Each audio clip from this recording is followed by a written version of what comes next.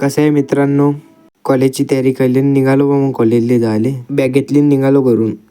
थोड्याच वेळात रेल्वे स्टेशनवर पोहोचलो बसलो. मग तिथं काय तर घरून येतपर्यंत थकूनच जाते.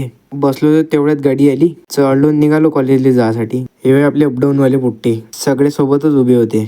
नागपूरला पोहोचलो निघालो कॉलेजला जायले. गोष्ट्या करत करत निघालो कॉलेजला जायले.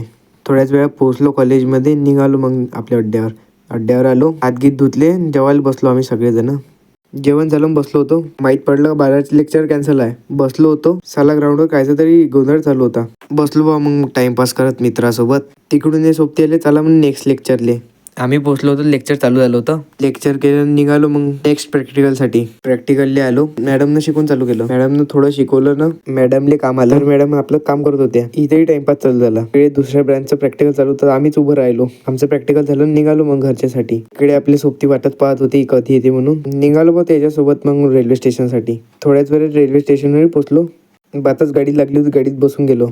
आज गाडीत जागा होती. मस्त आम्ही सगळे ऐसपैस बसलो. थोड्याच वेळात गाडी निघाली मग नागपूरच्या रेल्वे स्टेशनवरून. चला मग आजच्यासाठी एवढंच. भेटूया नेक्स्ट व्लॉगमध्ये. त्यासाठी फॉलो करा, लाईक करा, शेअर करा.